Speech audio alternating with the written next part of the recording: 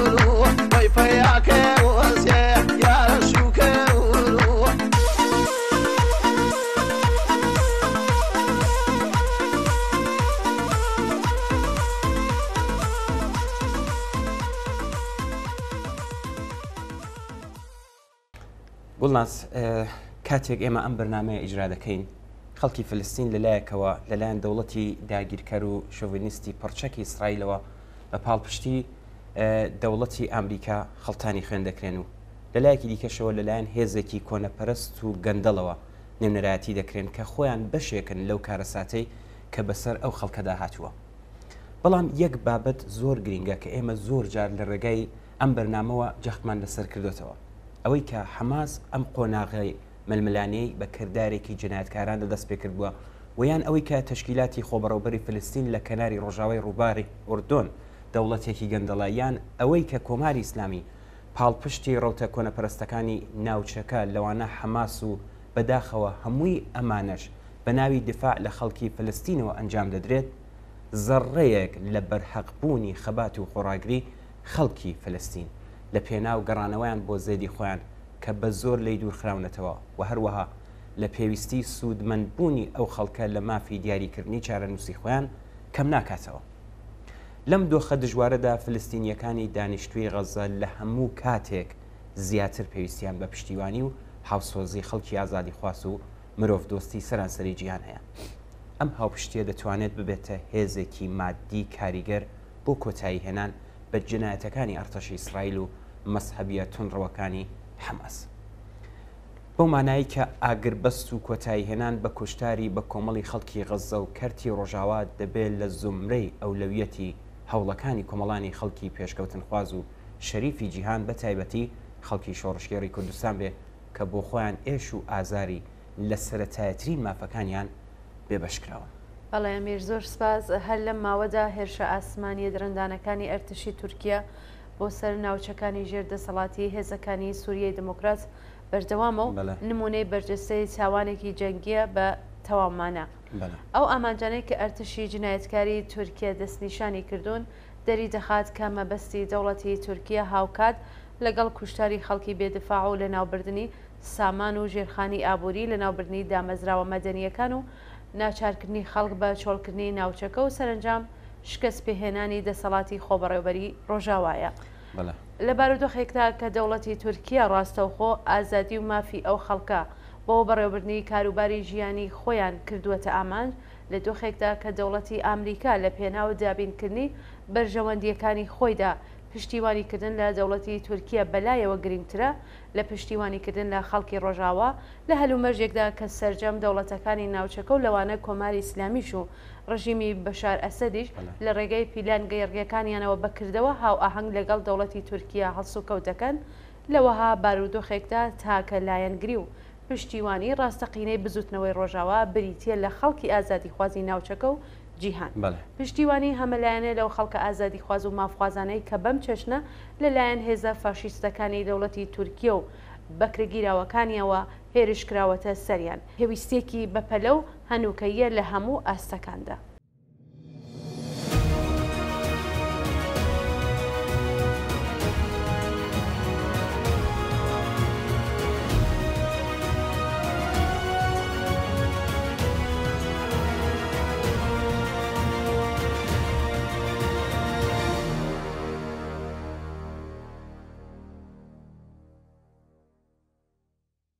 گوڵاس هەر لەو ماوەدا کۆماری ئیسلامی لە سەرجەم بوارەکانی سیاسی کۆمەڵایەتی ئابووری ئیدۆلۆژی و سیاسەتی دەرەوەدا لەگەڵ کۆمەڵێک قەیرانی چارە هەڵنەگر بەڕۆڕوە و لە هیچ بوارێکدا قسەیەکی ئەوتۆی بۆوتن بۆ نەماوەتەوە. لە ناوخۆی حکوومەتدا پاکتاوکردن و دوورخستنەوەکان گەیشتۆتە دوا ئەڵلقەکان و پاکتاوکردنی لەوە زیاتر تەنیا دەکرێت لە ڕێگای کودتایەکەوە ممکن بێت. لە سیاسەتی دەرەوەدا سەرڕای ئیدعا بێبنەماکانی سەبارەت بە شەڕی غەزا لە بەرامبەر ئەمریکا و ئیسرائیلدا پاکانە بەخۆی دەکات بە خۆی بە بێتاوان ناو دەبات. خامنەی بەو پەڕی ڕیاکاریەوە دەڵێت کە گۆیە ئامانجی کۆماری ئیسلامی هەرگیز لە ناوبردنی ئیسرائیل نەبووە. لەگەڵ عەربستانی سعودی لە پێگەی لاوازیەوە سازش دەکات خۆی لەو ئاستەدا نابینێت کە بە دوواداچوون بۆ داواکاریەکانی سەبارەت بە پشکی ئاوی هیرمەند لە تاڵبان بکات. سەبارەت بە مەسلەی داگیرکردنی ڕێڕەوی سنووری ئەرمەنستان و ئێران لەلایەن ئازەربایجانەوە بێدەنگی هەڵبژاردووە و گەلێک نمونەی تری لەو چەشنەکە لەو چەند ڕۆژەدا باسمان کرد. ئەمیر لەوەها بارودۆخێکدا ڕژیم ڕوبەڕووبوونەوەی لەگەڵ زۆربەی هەرە زۆری خەڵکی ئێران وەک ڕاستیەک سەلماندووە. لەمڕۆوە لەلایەکەوە سیاسەتی سەرکوتکردنی پەرە پێداوە و لەلایەکی دیکەشەوە بە شوێن بەدەستێنانی پشتیوانی و ڕازی ڕاگررتنی ئەو دۆست و لایەنگرانەی خۆیەتی کە لە باشترین حاڵەتدا لە سەدا زیاتر نابن. بەڕێکەوت نییە ئەگەر دەبینین بۆ ئەوەی هەیمنە و پێناسەی ئیسلامی بوونی خۆی نیشان بدات پەنای بردووەتە بەر بە لە مەشکاوی سەپاندنی حیجابی ئیجباری. شۆڕشی ژینا دژ بە حیجابی ئیجباری لە فۆرمی خۆڕاگریەکی جەماوەری و لە بەرامبەر شێوە ژیانێکی خوازراوی حکوومەتی ئیسلامیدا ئاڵوگۆڕێکی قوڵی فەرهەنگی لە کۆمەلگادا لە بەرامبەر فەرهەنگی زاڵدا پێکێناوە ئەم شۆڕشە لە شکڵ و شێوازی نوێی خۆیدا هەروە بەردەوامە. بەڵێ با ناو بڕێک ببینین دێنەوە خزمەت بینەران.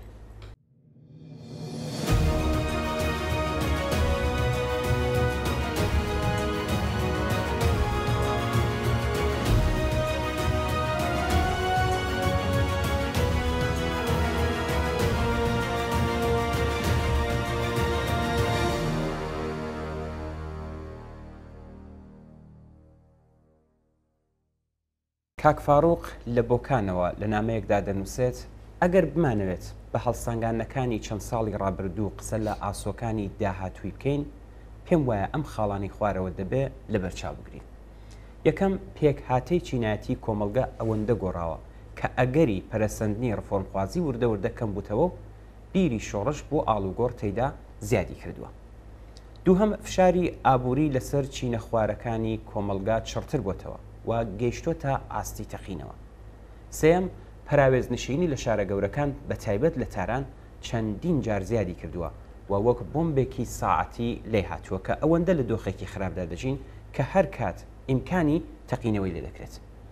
چوارم بەهۆی سیاسەتەکانی حکوومەتەوە سەرمایهداری ناوخۆیی ئایندەیەکی ئومێدبەخشی نییە، هەر بۆیە خواستی نەمانی دەسەڵاتی کۆماری ئیسلامی بۆتە خواستی بەشێک لە سەرمایهداری ئێران. پێنجەم پێکهاتەی سیاسی حکوومەت لە دەستکاری و گۆڕانکاری بەردەوامە و بازنەی دەسەڵاتیش هەتا دێت لە لووتکەدا سنووردارتر دەبێت. بەڵێ ئەمیر کاک فارۆق لە درێژەی نامەکەیدا دەنووسێ لەوەها بارودۆخێکدا چەند سناریۆ چاوەڕوان دەکرێت. یەکەم شۆڕشی ژینا خۆی بەهێز بکات و خاستی ژن ژیان ئازادی مسوەگەر بکات. دووهم بورژوازی ناڕازی ئێرانی بۆ پاراستنی بەرژەوەندیەکانی ئەمڕۆ و سبەی بێ ئەوەی ناوی ڕووخاندنی لێبنێ بە شوێنەی ئاڵوگۆڕی لەسەرەوە و هەندێ سیاسەتی کۆماری ئیسلامی پێک بێنێ.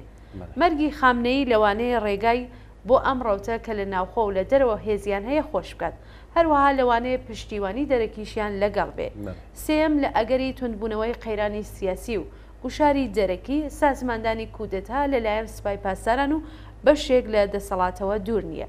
لە بیرمان نەچێت کە مەیلی پێشوازیکردن لە فاشیزمی ناسیۆنالیزمی ئێرانی لە چەشنەی ڕەزاخان کەم نین، چونکە هەستی زەلیلبوون و دوا کەوتویی باوترین ئەقڵی بابی ناسیۆنالیزمی ئێرانیە. بە باوەڕی ئەوان ڕوبەڕووبوونەوەی ملکەچانە لەگەڵ عەرەبەکان و شەقلێدان لەلایەن تالیبان و ئازەربایجانەوە، لاوازبوونی هێز نیابەتیەکان، کشانەوەی وردە لە ناوچە دامەزراوەکان، بە ئێتبارکردنی ناوی ئێرانی، دراوی ئێرانی، پاسپۆرتی ئێرانی و هەرچی ناوی ئێرانی پێوە، هەمووی ئەوە داخن کە لەسەر دڵی ناسیۆنالیزمی ئێرانی بووەتە گرێت. دیارە لەوانەیە زۆر حاڵەتی تر هەبێت کە لێرەدا باس نەکرا و ئەوانش کە باسکراون وەکو ئەگەر و احتمال باسی لێ دەکەین تا بەرچاوڕوونیمان بێ بۆ ئەوەی بزانین ئێمە کە خۆمان بە ڕەوتی شۆڕژگێڕانەی ژیناوە پێناسە دەکەین ئەبێت چی بکەین و هەوڵ بدەین خۆمان بەهێز بکەین، چون زۆر ئەگەری تر لە ڕێگەدایە تا مەجال و دەرفەت بە ڕەوتی شۆڕژگێڕانە دەدەن خواستەکانیان بسەلمێنن.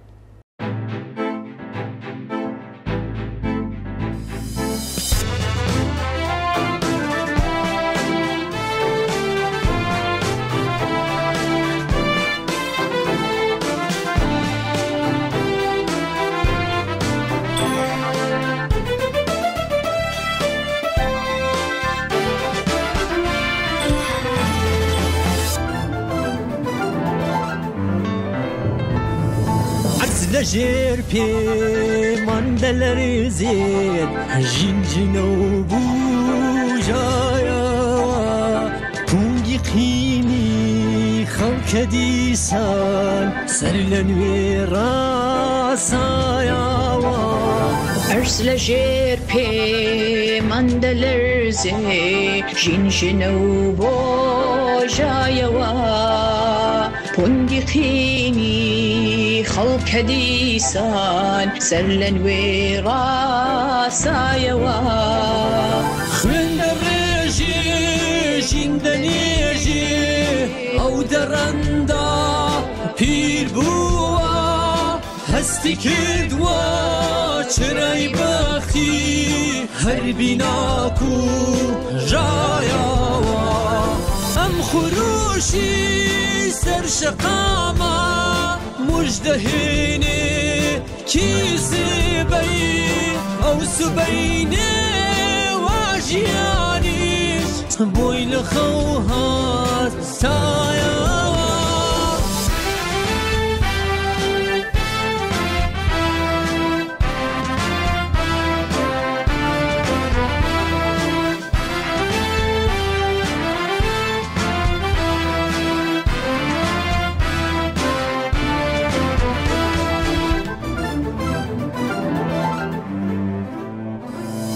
هەر لەسەر مەودایە بەندە تەخت و بەختی ملهوڕی گول لە یامانەی هەبوونی گیرە بەو هەودایەوە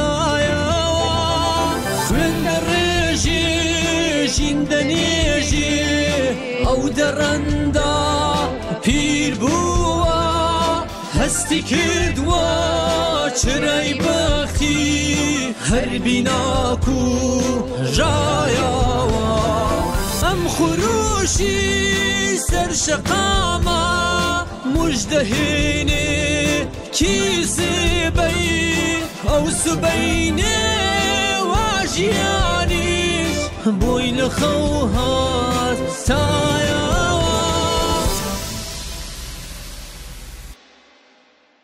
کاک وەحید لە کامیارانەوە پرسیاری کردووە کە ئایا دەکرێت ئازادیە سیاسیە بێمەرجەکان لە کۆمەڵگەی ئێراندا لەژێر دەسەڵاتی سەرمایەداریدا ئەزمون بکرێت یان بێتەدی؟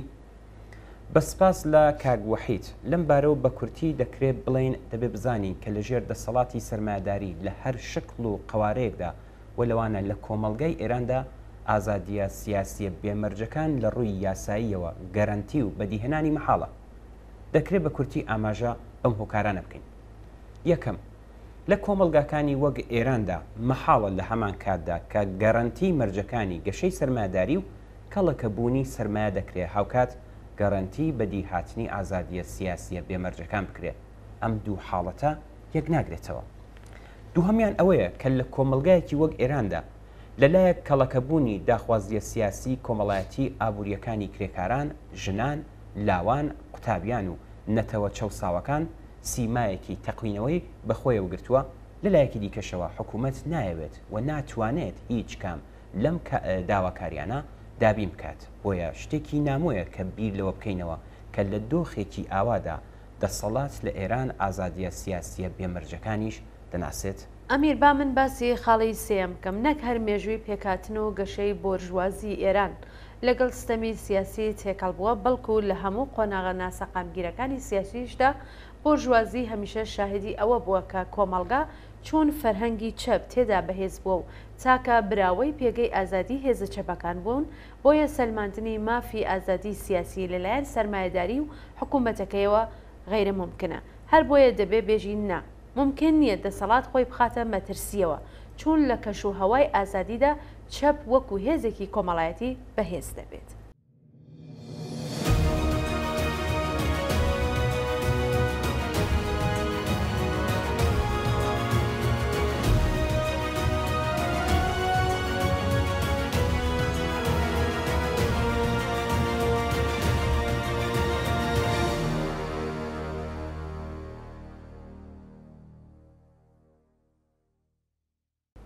هاوڕێوەفا لە سنەوە لە نامەیەکدا کە بۆی نردووی نووسیوێتی جاروبار دروشمی ناسیۆنالیزم جێگای شەرمەزاری مرۆڤایەتیە دەبیستم. بەڕاستی پێم وایە دروشمێکی زۆر بێمانایە کە جارجار لەلایەن بەشێک لە چەپەکان دووبارە دەبێتەوە. دروشمێک کە بە نەزەرەگات زۆرتر لە خزمەتی گەشەی ناسیۆنالیزمدایە نەک بۆ ڕوبەڕووبوونەوە یان لاوازکردنی ناسیۆنالیزم. کاک وەفا هەروەها نووسیوێتی من بۆ خۆم ڕخنم لە ڕەوتی فکری کە بە ناو ناسیۆنالیزم پێناسە دەکرێ هەیە. پێم وایە ئەمە ڕەوتێکە کە لە دەورەیەکی دیاریکراوی مێژوویدا بۆ گەشەی سەرمایه‌داری ناوخۆیی بەدەستەوە گیراوە، کاریگەریشی بوو وە زۆر دەوڵەت میلەت لە ژێر کاریگەری دروشمەکانی ئەم ڕەوتە فکریە پێکهاتن. جێگای شەرمەزاریش نەبوون. ئەمڕۆ بەهۆی گەشەی سەرمایه‌داری و جیهانیبوونی سەرمایه‌داری بنەماکانی ئەم ڕەوتە فکریە وەک خۆی نەماوە، بەڵام سەرمایه‌داری وازی لێ ناهێنێ، چون پێویستی پێێتی تا لەسەر ئەساسی ئەم ڕەوتە بە باوەشێنکردنی ئەم بیرۆکە تەفرەقە و جیاوازی دروست بکات. شتێک کە لای من سەیرە ئەوەیە کە لەلایەن ئەم بەشە لە چەپ ئەوەندەی دژایەتی لەگەڵ ناسیۆنالیزمی میلەتی بندەست دەکرێت و بە شەرمەزاری دەزانن نیو ئەوەندە دژایەتی لەگەڵ ناسیۆنالیزمی میلەتی باڵا دەست ناکەن. بۆیە لەسەر ئەو باوەڕم کە ئەم دروشمە واتە بە شەرمەزاری زانینی ناسیۆنالیزم زۆرتر ئیسفادەی ناوخۆیی و لە کێشەی لایەنەکاندا بەکاردێت، نەک بۆ چوونێکی قوڵی زانستیانە لەسەر ناسیۆنالیزم و پێگەی لە هەلومەرجی ئەمڕۆدا. بێگومان ناسیۆنالیزم دیاردێکی بابەتی و خوازراوی بۆرژوازیە، بەڵام وەک ئەندێرسۆن تێوریستی ناسیۆنالیزم دەڵێت ئەم دیاردە بە واقعیەت وەردەگیرێت و دەبێت ڕوبەڕووی ئەم واقعیەتە ببینەوە. ئەندێرسۆن پێی وایە نەتەوەکان بۆنیات و دیاردەی کۆمەڵایەتین. میلەت دیاردەیەکی نوێ و مۆدێرنە کە دەرەنجامی شێوازی جۆراوجۆری کۆمەڵایەتی و مادی و بەرهەمهێنانی کۆمەڵگایە. دەڵێت میلەت لە عەقڵی بە کۆمەڵدا لەدایک دەبێ. میلەت سەرەتا لە خەیاڵی مرۆڤەکان و لە پرۆسەیەکی عەقڵیدا دروست دەبێ، چونکە خەڵکی نەتەوەیەک تەنانەت بچووکترین نەتەوەیش هەرگیز ناتوانن زۆربەی خەڵکی دیکەی هەمان نەتەوە بناسن یان دەنگیان ببیسن، بەڵام لەگەڵ ئەوەشدا لە خەیاڵدا و خەیاڵی هەر تاکێکی نەتەوەیەک وێنەیەکی هاونیشتمانیان لا زیندوو دەبێتەوە. هەرچەندە خەڵکی کۆمەلگایەک هەرگیز کەسێکی تری هەمان کۆمەلگا ناناسن و ڕوبەڕوویان نابنەوە، بەڵام بەرژەوەندیان هاو بەشە، بۆیە لە سەرەتادا نەتەوە پێکهاتێکی خەیاڵی و دەرونیە، بەڵام دوای تێپەڕبوونی کات دەگۆڕێت بۆ پێکهاتێکی بابەتی و مادی و واقعی. مێژووی ئەم دیاردەیە واتە نەتەوە دەگەڕێتەوە بۆ سەردەمی ڕەوشەنگەری کە تێیدا ئەم جارە چارەنووسی ئینسان نە بە دەست پاشا و نە بە دەست خوددا بەڵکو بە دەست خۆی بوو کە چارەنووسی خۆی دیاری بکات و هەروەک باسمان کرد لە سەردەمێکی دیاریکراودا بورژوازی کەڵکی لێوەرگرێت بۆ گەشەی ناوخۆیی بە پێکێنانی دەوڵەت میلەت. ڕەنگە زۆر کەس ئاشنای تێۆریەکانی ئەندۆرسن نەبن، بەڵام دەتوانین بۆ ئاشنابوونی زیاتر ئاماژە بە بۆچوونەکانی لەنین بکەین سەبارەت بە ناسیۆنالیزم. بە کەڵک وەرگرتن لە مارکسیزم گەیشتە ئەو ئەنجامی کە وڵامێکی گونجاوی بۆ پرسی نەتەوەی و چەوسانەوەی نەتەوەی بداتەوە کە بە ڕێگەیەکی دەزانی بۆ بەهێزکردنی بزوتنەوەی کرێکاری. بە ئاماژە بۆش بکەم کە لەنین لە ساڵی 1921 بە تایبەتی پەنجەی خستە سەر پرسی کورد. لە نامەیەکدا بۆ کمیتەی ناوەندی حیزبی کۆمونیستی رووسیا سەبارەت بە کوردستان هاتووەکە دەبێت دان بە مافی 40 میلیۆن کەس بنین، پێویستە دان بە کوردستاندا بنرێت، زمانی کوردی دەبێت زمانی فەرمی ئەوان بێت، پێویستە یارمەتیان بدرێت بۆ گۆڕینی ڕێنووسی خۆیان لە عەرەبیەوە بۆ لاتینی. هیوادارم بانکی ناوەندی ئازەربایجان وەک بەشێک لە سیاسەتی نوێی ئابووری 40 میلیۆن ڕۆبڵ بۆ گەشەپێدانی ژێرخانی کوردستان و سەرپەرشتیاری کوردستان دابین بکات. دابینکردنی ئەو هاوکاریانش ئەوە دەردەخات کە کورد تەنیا لە ژێر ئاڵای سووری ئەنتەرناسیۆنالیزمدا دەتوانێت بەرەو پێشەوە بچێت. لە کۆتاییدا کاکفاڕۆغ نووسیوێتی ئەمانە هەمووی دەرخەری ئەوان کە بیرمەندانی مارکسیستی زانستیانە لەگەڵ ملت و مافی ملەتان و چەمکی ناسیۆنالیزم و جێگە و پێگەی هەڵسوکەوتیان کردووە و تەنیا بە دروشمدان وازیان نهێنەوە خەیاڵی خۆیان ڕاحازن نەکردووە کە گۆیا تەنها بە دروشم ڕێبازی کرێکاری بەهێز دەکەن.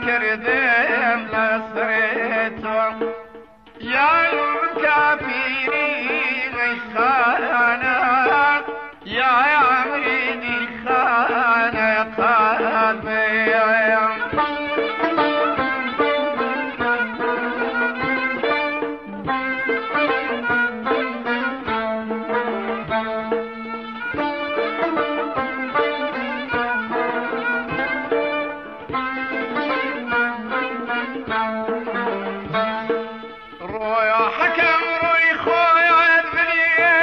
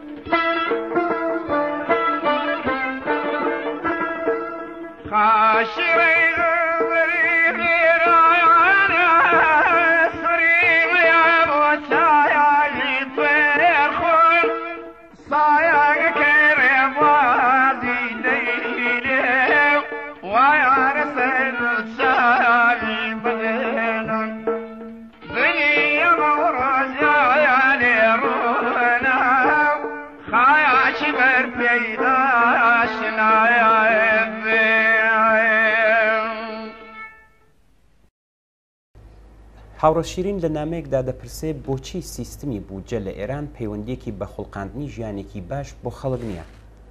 هەر بۆ خۆشی ئاوا وڵام ئەداتەوە کە ئەم پرسیارە پرسیارێکی سەرەکیە بۆ زۆریەک دوای دیاریکردنی بودجەی ساڵی 1403. هەروەها دەڵێن لە زۆرێک لە وڵاتان بودجەی ساڵانە بەشێکە لە پلاندانان بۆ دەورەیەکی کوردخایەن و ناوەند و درێژخایەن. بەڵام لە ئێران دەڵێ شتی وا لە ئازاددا لە ئارادانیە. بۆیە بودجەی ساڵانە تەنها بۆ ژیانی ڕۆژانە و بۆ درێژەی دەسەڵاتی حکوومەت دادەڕێژرێت. لە زۆرێک لە وڵاتاندا بودجەی سەرەکی تەرخان دەکرێت بە بواری خزمەتگوزاریەکان، لەوانە ئامۆزش و بارهێنان، دەرمان و نەخۆشخانەکان، ڕێگاوبان و هاتوچۆی ناوشارەکان، ئاو کارەبا و شوێنی نیشتەجێبوون، خزمەتگوزاری بازنشەستەکان بە ساڵاتچوان و کەم ئەندامان، پاراستنی ژینگە و گەشەی فەرهەنگ و هونەر. بەڵام لە ئێران بودجەی سەرەکی تەرخان دەکرێت بە هێزی نظامی و ئەمنیەتی و سیاسەتەکانی دەرەوەی حکوومەت. بەڵێ ئەمیر شیرین لە درێژەی نامەکەیدا دەڵێ لە زۆرێک لە وڵاتان حکوومەت باج لە خەڵک وەردەگرێت بۆ دابینکردنی پێداویستیەکانیان. بەڵام لە ئێران بەرامبەر ئەو بودجەیە کە وەردەگیرێت کەس هەست بەوە ناکات کە ژیانی باشتر بوو بێ. لە دۆخێکدا کا ڕێژەی هەڵاوسان بۆ هەندێک کەرەستەی خوراک بە تێگڕا گەیشتووەتە سەرەوەی 100% و مەزەندە دەکرێت بۆ سەرەوەی 200% بۆ هەندێک پێداویستی تر هەڵکشابێ. حەقدەستی کرێکار و موچەی فەرمانبەران بەڕاستی چارەسەری ئەم دۆخە ناکات. بۆ خۆشیان یانێ ئەوانەی وا سیاسەتی بودجە دیاری دەکەن ئەوە دەزانن، بەڵام ئەوان ئەولێبویەتی تریان لە پێش چاوە کە بانتر لە چۆنیەتی ژیانی خەڵکە. بەم جۆرە ڕۆژ لەگەڵ ڕۆژ مەودای هەژاری لە کۆمەڵگادا زیاد دەبێت. ئەو ڕێبازەی کە حکوومەت لە سیستمی ئابووریدا گرتوویەتیە بەر کە لە ڕاستیدا هیچ سیاسەتێکی دیاریکراوی تەنانەت بە معیارەکانی گەشەی سەرمایهداریش نییە. گرنگی نەدان بە پرەنسیڤەکانی بازاڕی ئازاد و خاوەنداریەتی تایبەت و بێگومان سزاکانیشی وای کردووە ئاستەنگە ئابوووریەکانی ئێران لە سەروبەندی ساڵی نوێدا زۆر بەرچاوترن. وایە گوڵناس لە بەردەم ئەم کێشانەدا کاردانەوەی دەوڵەتمەداران کڵاو سەرخۆنانە، ئەویش بە دەستکاری ئامارەکان. بەم جۆرە حکوومەت هەوڵ دەدات لە گۆشەیەکەوە سەیری ئامارەکان بکات کە پێی وایە ڕەخنە لە حکوومەت کەم دەکاتەوە. ئەمە لە کاتێکدایە کە شوێنەواری ڕاستەقینەی ئامارەکان لە ژیانی خەڵکدا ئاشکرا دەبێت. هەر بۆیە لەوانەیە بەدەستکاری ئامارەکان حکوومەت خۆی بخەڵەتێنێ بەڵام گومان مەکەن کە ناتوانێت ڕاستیەکان لە پێشچاوی خەڵک بشارێتەوە ئەوەی ڕاستی بێ ئێران وڵاتێکی دەوڵەمەندە بەڵام بەداخەوە لەژێر دەسەڵاتێکدایە کە ئەم سەروەتە ناخرێتە خزمەت ئاوەدانکردنەوەی وڵات بەشی هەرە زۆری تەرخان بە سیاسەتەکانی دەسەڵات دەکرێت بۆ درێژکردنی ماوەی دەسەڵاتەکەی خۆی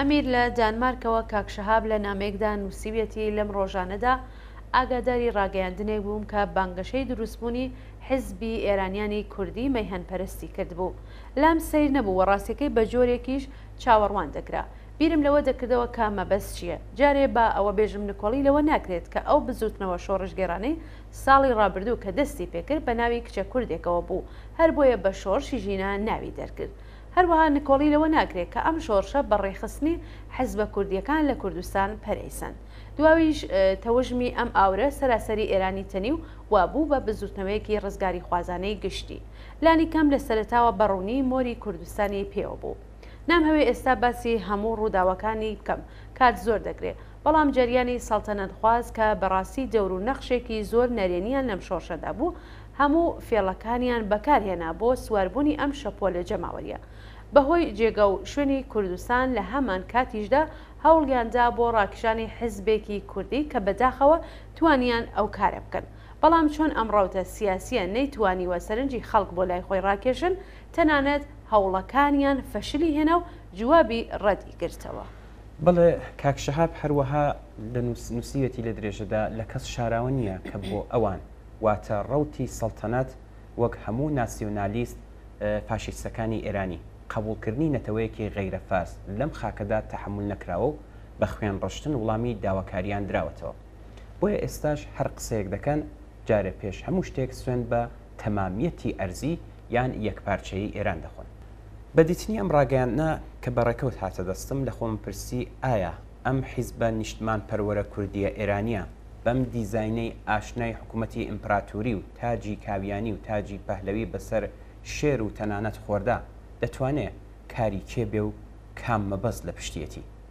هەرچی بێ کەیفی خۆیانە و لە سەردەمی شۆڕشدا چاوەڕوان دەکرێت کە حیزب بوو لایانی جۆرا و جۆر سەر هەڵبێنن بەڵام ئەم نەوعیان کە لە ڕواڵتدا زۆر وەک دەستکردی ڕەوتی سەڵتەنەت خوازان دەچێت وەک ئەوە دەچێت لە دەرگا دەرکرابێتن وە لە پەنجەرەوە بێنەوە ژوورەوە لەوە دەچێت لە کوردستان کارێ بکەن بەڵام گومان نییە ناتوانن لە کوردستان جێبگرن و ڕەسەنایەتی حیزبە کوردیەکان کە لەگەڵ خەڵکی خۆیان تێکەڵ بوون بسرێتەوە کۆماری ئیسلامی نەیتوانیوە ئەو کارە بکات ئەمان هیچ نین با لە کۆتاییدا ئەوە بێژم کە تەجروبەی بزوتنەوە لە کوردستان ئەوە بە ئێمە دەڵێ کە دوو ڕەوتی سیاسی لە ئێران و لە کوردستان جێگیان نییە یەکەم ڕەوتی سەڵتەنەت و دووهەم ڕەوتی ئیسلامی سیاسی لەوانەیە هەوڵ بدەن و لەوانەیە هەبن و مزاحمت دروست بکەن بەڵام من قسەم ئەوەیە کە لە بزوتنەوەی شۆڕشگێڕانەی کوردستاندا جێگیان نییە باش وایە خۆیان ماندوو نەکەن ما که از پاکی دلا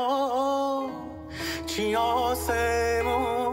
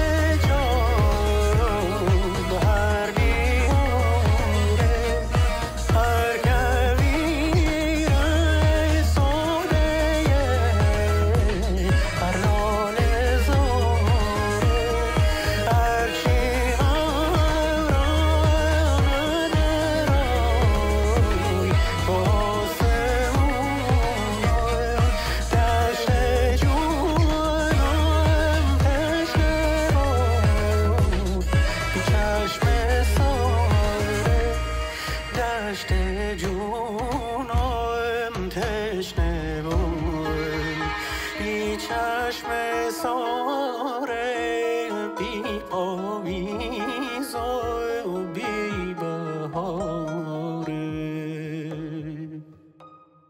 کاگیریژ لە نامێکدا بیرروڕای خۆی لەسەر ناوەرۆکی دژایەتی ئێران لەگەڵ ئامریکا و ڕۆژاوە دەخاتە بەرباس و دەڵێ ئیسلامیەکان چ لە ئێران، لە تورکیا، میسر، ئەفغانستان یان هەر شوێنێکی تر دەرفەتی پێکێنانی حکوومەت یان بەشداریکردنی حکوومەتیان بۆ پەیدا بووە، هەر زوو بوونە چینێکی نوێی بۆژوازی گەورە و وابەستە بە سیستمی سەرمایەداری جیهانی.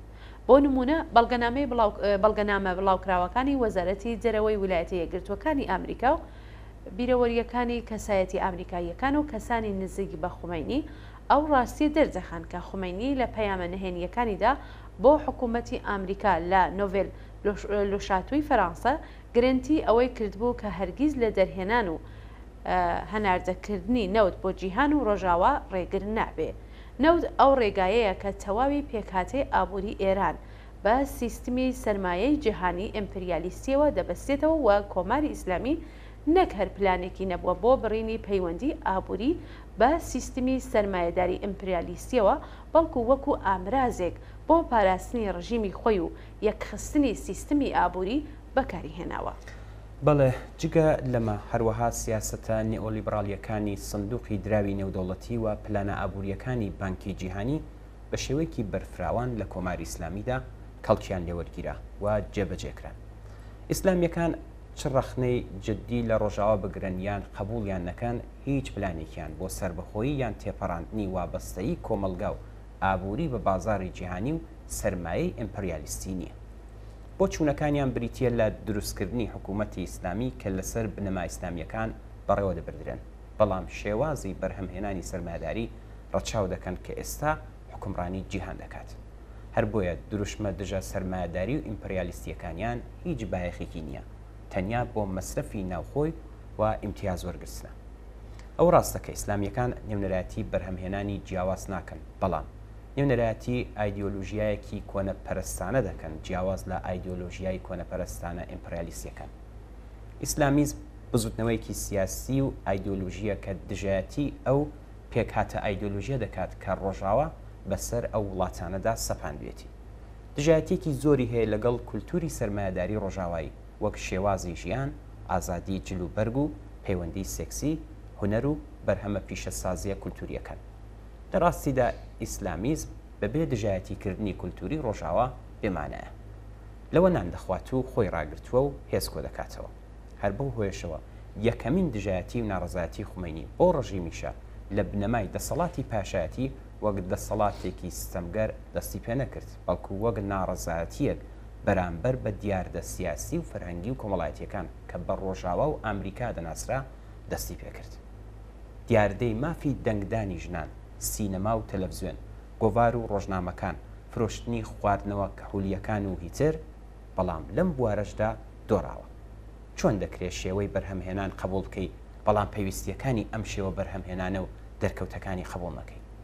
بۆیە ئەم جۆرە حکوومەتانە لەوانە حکوومەتی ئیسلامی لە ئێران ژێرپەیان سست و لەرزۆکە. ناوبڕێک ببینن دێنەوە خزمەتە.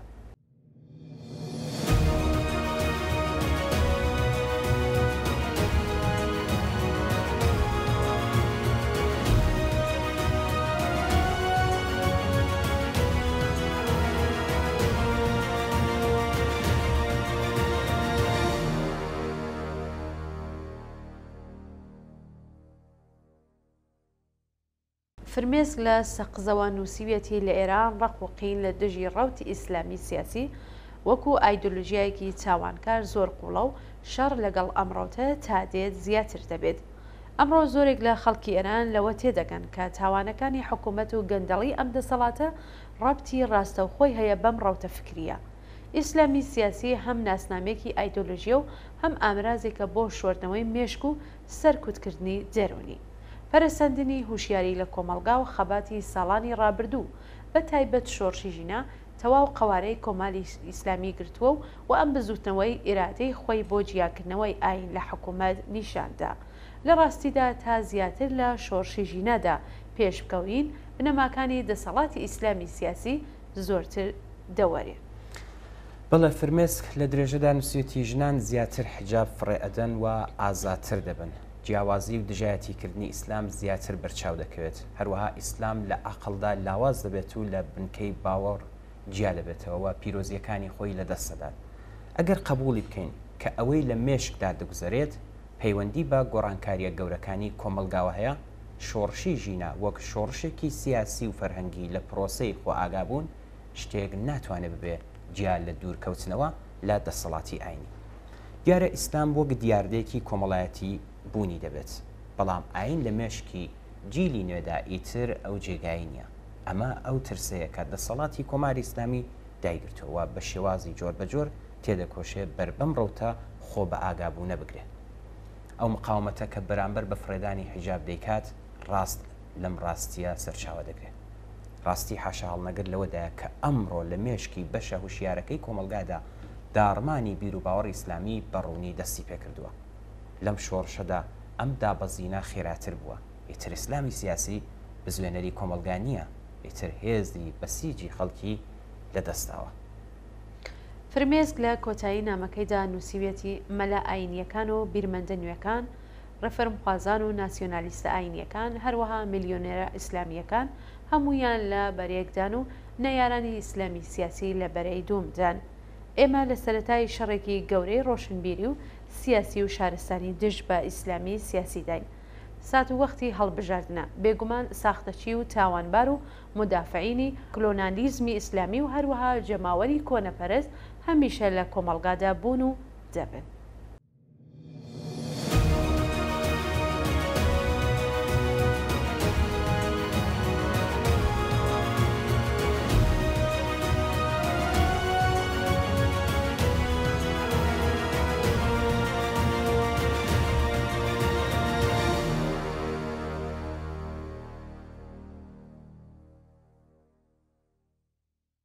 عزیزان لەم بەشە لە بەرنامەکەماندا شعرێکی کاک فاتح شێخ دەخوێنینەوە بە ناوی وتوێژێک لەگەڵ هیوە. وەختارێ دەرکەوتی دڵکەوتە گەرمەتاو، بە خوڕپەی بێوەستان دڵهەژا، وەک ئەسپی بێلەغاو، وەک تینووی چاو لە ئاو. جارجارێ جارانیش بە هەڵکەوت ئەهاتی سەرێک دەکێشا، دزەیەک بزەیەک لە چاو تا هیوایەک ئەدرەوشا، لە دڵ تا خەمێکیش ئەجۆشا، بەڵام هەر ئەهاتی دەسرەیەک دڵخۆشیت دائەناو، ون ئەبووی و ئەڕۆشتی و دەستێکت ڕاهێشت، چاوێکت دائەگرت، یعنی ها خەممە خۆ دێمەوە. ماوەیەک دیار نەمای، دەمێک بوو لە مێژ بوو، عومرێکی درێژ بوو دیار نەبووی. کە هاتی دەستێکت وێنەکەی ژینا بوو، ئەو دەستت چلۆسکی ئاگر بوو. گڕێکت بەردایە دڵی من دەست بەجێ گێرمایی گەیشتە گشتیانم، بە خوڕپەی بێوەستان دڵکەوتە ڕاشەکان.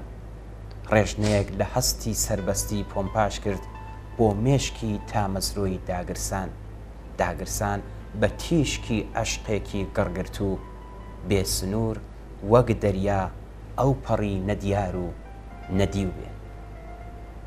پۆمپاژی هەستی دڵ بە ملیارد گڵۆپی لە مێشکدا داگرساند، بەشێکی دڵ لە دوا دوو بەشی خاترجەم. کۆمەڵی خاترجەم ملانی تیژباڵ بوون، چاوانی تیژپەڕ بوون، وەک چاوگەی بینایی بۆ پێشیان ئەڕوانی. کە هاتی مانگەشە و شەوگاری شەق کرد و ڕەشماڵی تاریکی دادڕی، تۆ هاتی پۆل دوا پۆل باڵندەی ئازادی هەڵفڕین. تۆ هاتی ڕووناکی پژایە ڕۆژان و شەوانم، خەو ناخەون شەوگارم بردەسەر، چاویلکەی بەیانم کردەسەر بۆ ئەوەی بتوانم بەم لاولای جیهانا بڕوانم. کە هاتی دڵکەوتە گەرمەتاو، هەر تک پێم گورج و گۆڵ کەوتونە پێبڕکێ، تا بەجێ نەمێنن لە ڕەوتی تند ئاژۆی مێشک و دڵ. بە هیوای دوا ڕۆژی کۆتایی کە جبەختی ڕۆژگارێکی نوێ بێ، پڕ بێ لە هەستی سربەستی و دەربەسبوون لێوان لێو لە شادی پایدار هاو میزان بۆ هەمووان.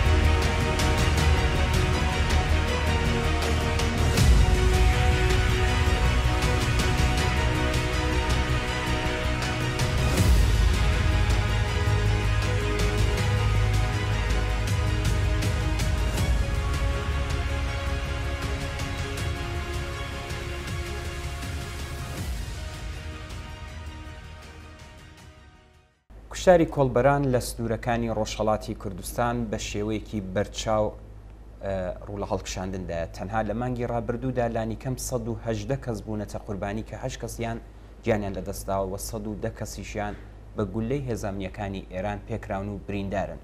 لەنێو بریندارەکاندا 14 منداڵی کۆڵبەر هەن.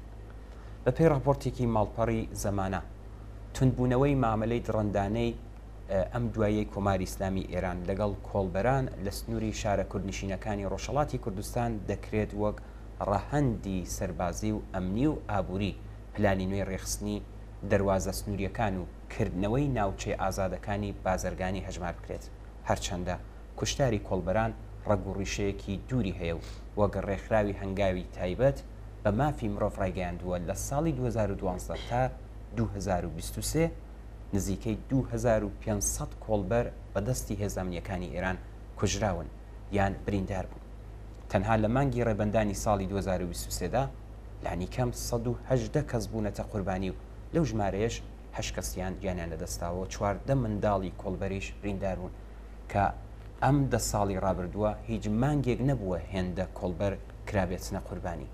لەم نێوەشدا مەرزی هەنگەژاڵە لە بانە بە فەرمی بووە بە گۆڕەپانی کوشتاری کۆڵبەران. ڕێکخراوی هەنگاو ئاماژە بەوە دەکات لە مەرزی هەنگەژاڵ هێزە ئەمنیەکانی ئێران تەنانەت چەکی ئارپیجیان بەکارهێناوە بەرامبەر ئەو کۆڵبەرە هەژار و دەستکورتانەی بە هەزاران چەرمەسەری و چنگەکڕێ بژێوی ژیانی خۆیان و خێزانەکانیان دابین دەکەن. ئەمە لە کاتێکدایە بەکارهێنانی چەکی لەو جۆرە بۆ کوشتاری کۆڵبەران تەنیا لە ساڵانی شەڕی ئێران و عێراق لە دژی پیلەوەر و کۆڵبەران ڕوویداوە. ئەوەش زیاتر لەلایەن سوپای عێراقەوە. زۆربەی ئەوانە کۆڵبەری دەکەن لە سنوورەکانی ڕۆژهەڵات دانیشتوانی شارەکانی بانە، مەریوان، سەقزن کە ژمارەیەکی بێکار تێدا بەرزە و بە هەژارترین ناوچەکانی ئێران دادەنرێت. لەم دوایەدا کۆماری ئیسلامی بۆ سنووردارکردنەوەی کۆڵبەری ناوچەی بازرگانی ئازادی بانە و مەریوان و یەخستنی تەرمیناڵی نێودەوڵەتی مەریوان باشماخ و سەیران بند بانەی بە فەرمی دامەزراندووە و بەرپرسانی ئێران کردنەوەی ئەم ناوچە ئازادانە وەک چارەسەرێک بۆ نەهێشتنی دیاردەی کۆڵبەری دەخەنە ڕوو. لە بەرامبەریشدا خەڵکی ئەو ناوچەیە بە پلانێکی ئەمنی و سەربازی و ئابووری دەزانن کە مەبەستەکەی کۆکردنەوەی زیاتر داهات و کۆنتترۆلکردنی سنوورە. بەو پێی لە ڕووی ئەمنیەوە کۆڵبەری کە هاتوچوویەکی نایاسایی نێوان ڕۆژهەڵات و باشووری کوردستانە هەمیشە لە ڕوانگەی کۆماری ئیسلامیەوە بە هەڕەشەی ئەمنی دادەنرێت. هەر بۆیە هەندێک جار کۆڵبەرەکان بە قاچاقچی و دژە ئینقلاب و تاوانبار ناودەبرێن و ئێرانیش بۆ پاساوی کوشتارەکانی کۆڵبەران وەک ئەندامی حیزبە کوردیەکان واتە پێشمەرگە دەناسێت. لە ڕوانگەی حکوومەتەوە جموجۆڵی کۆڵبەران لە هەر دوو دیوی سنوور بە مانای مەترسی بۆ سەر ئاسایش و سەقامگیری ناوچە سنووریەکانی ئێران دادەنرێت. هەر بۆیە ئێران نەک هەر کۆڵبەران دەکوژێت بەڵکو لە 10 ساڵی ڕابردوودا چەند گوندێکی سنووری بانە مەریوان سەروەئابادی ڕاگوێسەوە.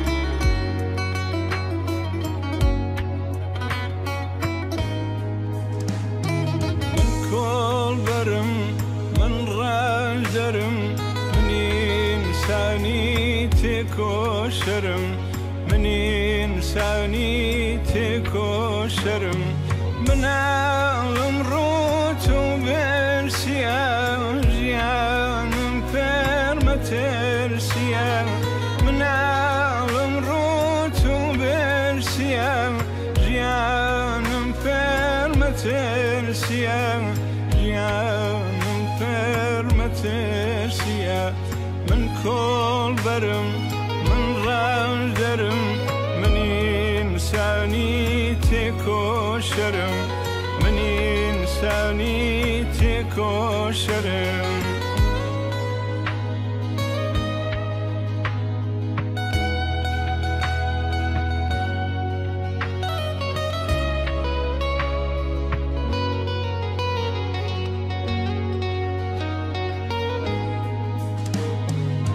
برسيتي سنور أبرم بوبار وانا لاوك أسرم بوبار وانا لاوك أسرم أتشم بقي الشوازنا بقي دنيا كي بيدنا أتشم بقي الشوازنا بقي دنيا كي بيدنا بقي دنيا كي بيدنا من کۆڵبەرم من ڕاژدەرم من ئینسانی تێکۆشەرم من ئینسانی تێکۆشەرم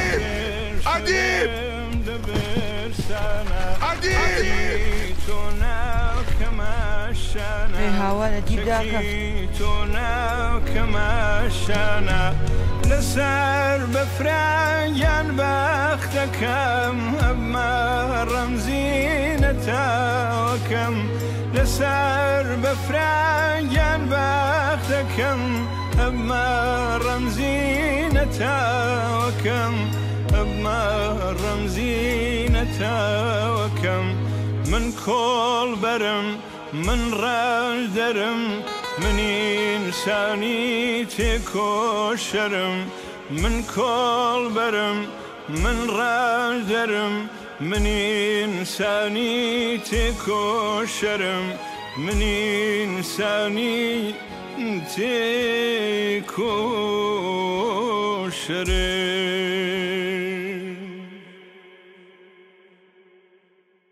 ئەمیر ئاڵا لە یەکێک لە شارەکانی کوردستانەوە لە نامێکدا لەسەر نەشتەرگەری بۆ جوانکاری نامێکی بۆ نردوین و نووسیویەتی دیاردەیەکی زۆر زق کە لە کۆمەلگای ئەمڕۆکەدا بەرچاوە زۆریش پارەپۆڵی تێدایە نەشتەرگەری بۆ جوانکاریە. دەڵێ دیارە مەبەستی من ئەوە نییە دژی جوانی و ئارایشکردن و تەمیزی و پاک و خاوێنی بم. ئەوە سەلیقەی هەر کەسێکە بۆ خۆیەتی و کەسیش نابێت جەخاڵەتی تێدا بکات. تەنانەت نەشتەرگەری بۆ جوانکاریش سەلیقەی هەر کەسە بۆ خۆی و تەداخل تێدا مانایەکی نییە. بەڵام لێتان ناشارمەوە بۆ چوونێکیان باشتر بڵێم هەستێک هانم ئەدا تا بێڕەخنەی نەبم بەرامبەر بەم کارە واتە نەشتەرگەری بۆ جوانکاری بەگشتی بە تایبەت لە نێو خانماندا. جارێ با تۆزێ لە بنەما بابەتیەکە بدوێن. ئەلبەت ئیدعای زۆرم نییە بەڵام گەرەکمە بێژم یەکێک لە گرنگترین قوتابخانەکانی بیرکردنەوە لە بواری کۆمەڵاسیدا ئەوەیە کە لە جیاتی ئەوەی سەرنج بخەنە سەر بنەما ئابوووریەکان ڕوویان لە لێکۆڵینەوە لەسەر پێکات و کولتور کردووە بنەمای قسەکانیان لەم بوارەدا بەم جۆرەیە. دەڵێن بۆ دۆزینەوەی سەرچاوی چەوساندن لە کۆمەڵگاکاندا پێویستە لە کولتوردا بۆی بگەڕین نەک لە چەمکی ئابووریدا. بۆیە زۆربەی سەرنج لەسەر کولتورە. پێیان وایە دەسەڵاتداران لە ڕێگەی بەرهەمی کولتوریەوە ڕێگە بۆ درێژەدان بە دەسەڵات و هژمونی خۆیان خۆش ئەکەن. کولتورێکە جگە لە خەفڵاندن و دابەزاندنی ئاستی تێگەشتنی گشتی و دوجار یەکدەستکردنی کولتور هیچ ئامانجێکی دیکەی نییە. بەڵێ لە درێژەدا نووسیویەتی ئاڵا لە هەموو شتە مەسرفیەکانی کۆمەڵگای سەرمایه‌داریدا شتێکەیە کە جوانترین و گرانترین و درەوشاوەترینە. ئەم شتە پێی دەوترێت جەستە. لەم ئەخلاق و ئایدۆلۆژیەدا جەستە بە هەموو مانایەک جێگەی زۆر شتی ئینسانی گرتوێتەوە.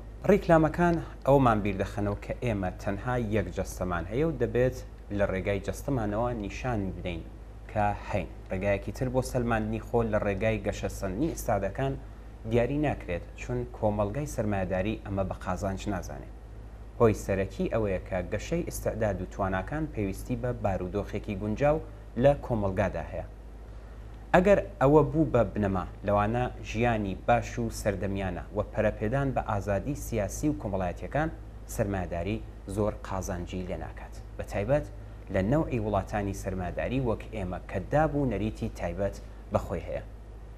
ژن دەبێت جوان بێت تا دەرکەوێت. جگە لەمە زۆر شانسی نییە. دەبێت جوان بێت تا کاری دەست بکەوێت. دەبێت جوان بێت تا تەنانەت بتوانێت زەواج بەدڵی خۆی بکات و هیتر. بۆیە لە ئاوا کولتورێکدا ئەم هەموو گرنگیدانە بە چەمکی جەستە و پێکاتەکانی بۆتە هۆی ئەوەی کە جەستە لەلایەکەوە وەک سرمایە و لەلایەکی دیکەشەوە وەک کاڵایەک چاوی لێ بکرێت. بە واتایەکی تر ئەگەر کاری پێویست بۆ جەستەت نەکەی سزا دەدرێت دەرناکەوی کارت دڵخوازی خۆت نابێ و خولاسە زۆر حسابات لەسەر زۆر حسابیشت لەسەر ناکرێ و دوور دەخرێتەوە. بەم پێیە جەستە دەبێتە جوانترین شت کە پێویستی بە گرنگیدان هەیە و ئەم گرنگی پێدانە لە ڕاستیدا جۆرێکە لە سەرمایەی ڕقابەتی. یعنی ئەگەر ئێمە لەسەر جەستەمان سەرمایەیەک دابین دەکەین ینی جوانی دەکەین بۆ ئەوەیە کە چاوەڕوانی ئەوەین کە داهاتیشی بۆمان بێت. لەم پرۆسەدا جوانی بۆتە مەرجێکی پڕ بە پێست بۆ ژنان. جوانبوون چیتر دەرەنجامی سروش نییە. جوانی تایبەتمەندیەکی بنەڕەتی و ئیجباری ئەو کەسانەیە کە گرنگی بە لەش و جەستیان دەدەن. ڕاستیەکە ئەوەیە کە جوانی بە مەرجێکی سەرەکی دادەنرێت چونکە جۆرێکە لە سەرمایە و وەک بایەخ یان نیشانەیەکی سەرمایه‌داری دەردەکەوێت. ئاڵا لە کۆتاییدا دەڵێت دەبێت بڵم لە ئاوا کولتورێکدا بازاڕی نەشتەرگەری بۆ جوانکاری گەرم دەبێ و سەرمایە تێیدا هاتوچۆ ئەکات. دەڕاستیدا هەم ژن و هەم جەستە بە درێژایی مێژوو لە کۆی لەبوون و پەراوێزخستنەدا هاوبەش بوون. بەڵام وەک چۆن ژن و جەستە هاوبەشی کۆیلایەتی بوون، ڕزگارکردنی ژن و ڕزگاری جەستە لە ڕووی لۆژیکی و مێژوویەوە پێکەوە گرێداون کە وابێ بۆ گەیشتن بەو ئامانجە دەبێت زۆر وردبینانەتر بڕوانینە ئەم چەمکە و وشیارتر لەو کولتورە بڕوانین کە جەستە نەک هۆش و بیر و ئێستعداد لێ هاتووی دەکاتە ئاماج.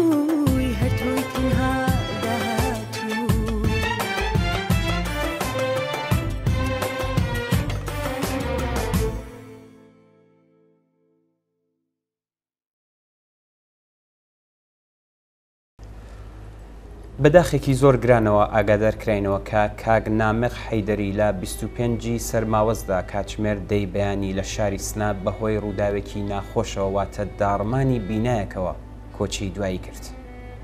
کاگنامەق ساڵی 1340 هەچاوی لە گوندی کانیکەوەی دیواندەرە لە بنەماڵەیەکی ماندوونەناس لەدایک بووە تا پۆلی 5 لەو گوندە خوێندوویەتی و لە ساڵی 1356 بۆ درێژەدان بە خوێندن چوەتە شاری سنە. لە ساڵی 1350 لەگەڵ پرسە سیاسیەکان ئاشنا بوو تا لە توانایدا بوو بەشداری شۆڕشی 1350 کرد. کاگنامەق بە دروستکردنی فەزای کراوە بۆ سیاست لە دوای ڕوخانی دیکتاتۆری پەهلەوی چالاکانە بەشداری لە چالاکیە سیاسیەکان کرد و کاری سیاسی خۆی بە کۆمەڵەوە گرێدا. لەگەڵ هێرشی ڕژیم و داگیرکردنی کوردستان لە ساڵی 1359 کاگنامەق ڕووی لە کاری نەهێنی لەگەڵ کۆمەڵە کرد. لە ساڵی 1360 کاگنامەق لە ناوچەی دیواندەرە پەیوەندی بە ڕیزەکانی پێشمەرگەی سەربەرزی کۆمەڵەوە کرد و بەهێزی کاوەوە پەیوەست بوو. دوای ماوەیەک پێشمەرگایەتی بەهۆی کێشەی ئابووری خێزانیەوە وەک برا گەورەی بنەماڵە بۆ ئەوەی هاوکاری بژێوی ژیانی خوشک و برا بچووکەکانی بکات گەڕایەوە بۆ ئێران. کاگنامەق تا کۆتایی تەمەنی بە ژیانێکی سەربەرزانە و بە ئارمانە ئینسانی و یەکسانی خوازەکانی کۆمەڵەوە وفادار مایەوە. پێویستە ئاماژە بۆ بکرێت کە 4 ئامۆزای کاگنامەق هاوڕێیان فایق حەیدەری، ساڵح حەیدەری، مەنسوور حەیدەری، فوات ناسراو بە عەلی حەیدەری و مامی کاگنامەق هاوڕێ محەممەد مورادی لە ناو ڕیزەکانی کۆمەڵەدا گیانی ئازیزیان بەخت کردووە. بەم بۆنەوە لە تەلەڤیزیۆنی کۆمەڵەوە لەلایەن هەموو ڕیزەکانی کۆمەڵەوە پڕ بەدڵ پەرسە و سەرخۆشی خۆمان ئاراستەی بنەماڵەی کاگنامەق و هەموو خزم و دۆستان و بەتایبەت شاری دیواندەرە دەکەین و خۆمان با شەریکی غەمیان دەزانین. یادی ئازیزی بەرز و بەڕێز بێت و ڕێگای پڕێبوار.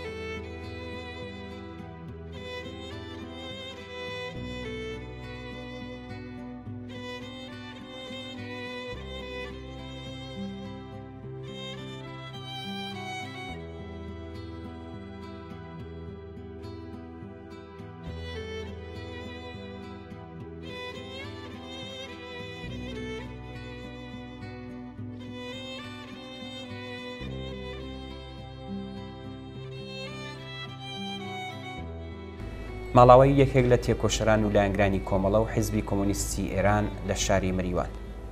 ڕۆژی دووشەممە 27 سەرماوەست دڵە پڕ لە هیوای بۆ ڕزگاری کرێکاران و زەحمەتکێشان هاوڕێ سەلام محەممەدی دوای ماوەیەکی زۆر دەست و پەنجە نەرمکردن لەگەڵ نەخۆشی لە لێداکەوت.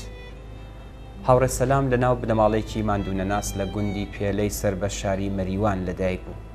هاوڕێ سەلام بانگخوازێکی زانا و کەسێکی پێشەنگ و متمانە پێکرا بوو لە نێو خەڵکی ناوچەکە و بە تایبەتی کرێکاران. هەمیشە ئامانج و سیاسەتەکانی کۆمەڵە و حیزبی کۆمۆنیستی ئێرانی بەرەو پێش دەبرد. بوێر و خۆراگر بوو لە پێشخستنی بەرنامە و سیاسەتەکانی کۆمەڵە و حیزبی کۆمۆنیستی ئێران. هاوڕێ سەلام زۆر خۆراگر و تێکۆشەرانە هەڵسوڕاوانە چالاکی دەگرد و تا دوا هەناسەی وەفادار بە ئارمانەکانی کۆمەڵە و حیزبی کۆمۆنیستی ئێران مایەوە. تەرمی هاوڕێ سەلام ئەم دۆست و تێکۆشەرە دڵسۆزەمان لە زێدی خۆی لە گوندی پێلە لە سەرشانی هەزاران کەس لە مەریوان و خەڵکی دەوروبەری لە ناو خەمێکی گەورەدا بە خاک سپێردرا. بەم بۆنەوە لە تەلەڤیزیۆنی کۆمەڵەوە لەلایەن هەموو ڕیزەکانی کۆمەڵە و حیزبی کۆمۆنیستی ئێرانەوە پرسە و سەرخۆشی خۆمان ئاراستەی بنەماڵە، دۆستان، هاوڕێیان و خەڵکی شاری مەریوان و گوندی پێلە دەکەین و بۆ کۆچی دوایی هاوڕێ سەلام محەممەدی و لەم خەم و پەژارەیاندا هاوبەشی. یادی ئازیزی بەرز و بەڕێز بێت و ڕێگای بەردەوام.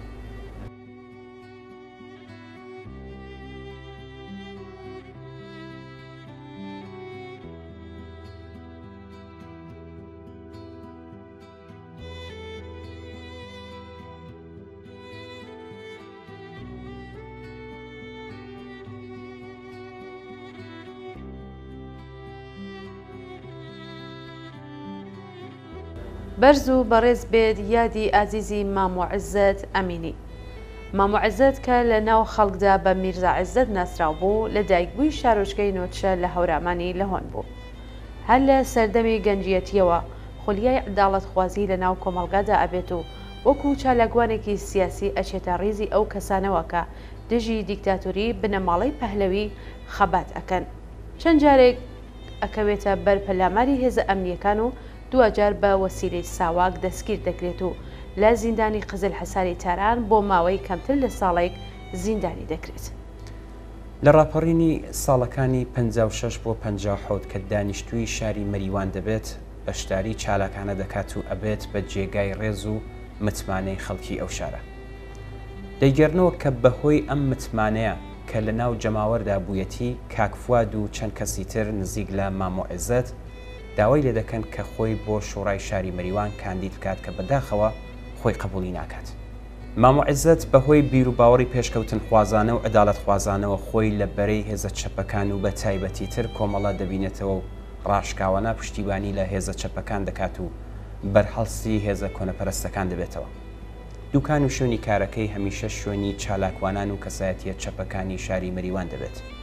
مامۆ عزت وەک کەسایەتێکی ناسرا و دەور و نەخشی بەرچاوی لە ڕووداوەکان دەبێت.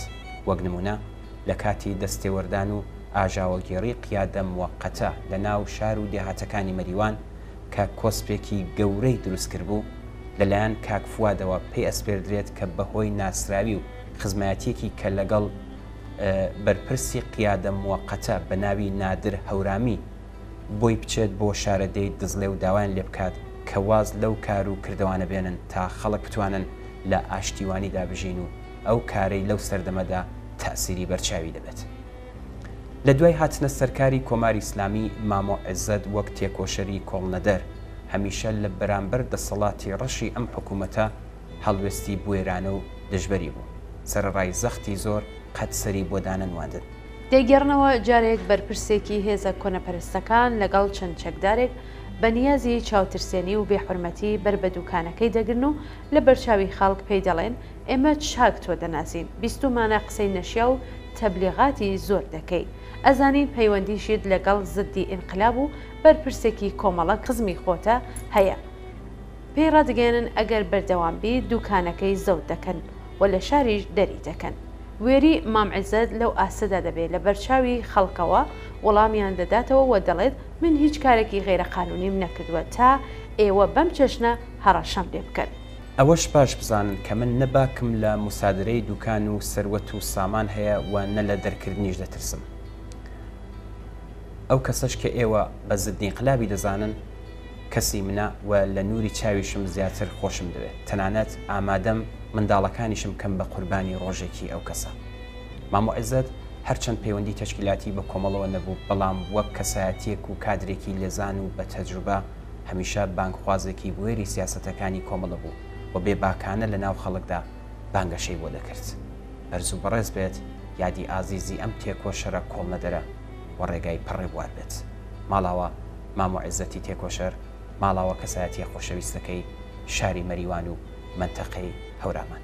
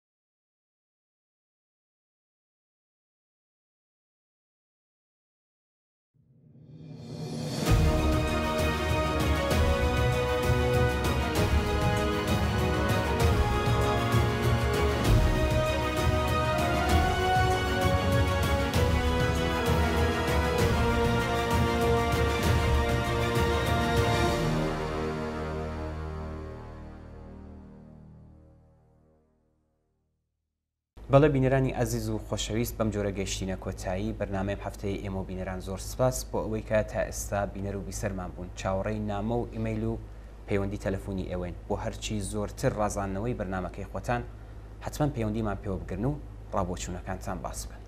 بەڵێ ئازیزان و خۆشەویستان بەم جۆرە هاتینە کۆتایی بەرنامەی ئەم هەفتەی ئێمە و بینەران هیوادارم کە ئەم بەرنامەیە جێگەی سود و ڕەزامەندی ئێوەی خۆشەویست بێ تا بەرنامێکی تر و هەفتێکی دیکە ماڵاوە.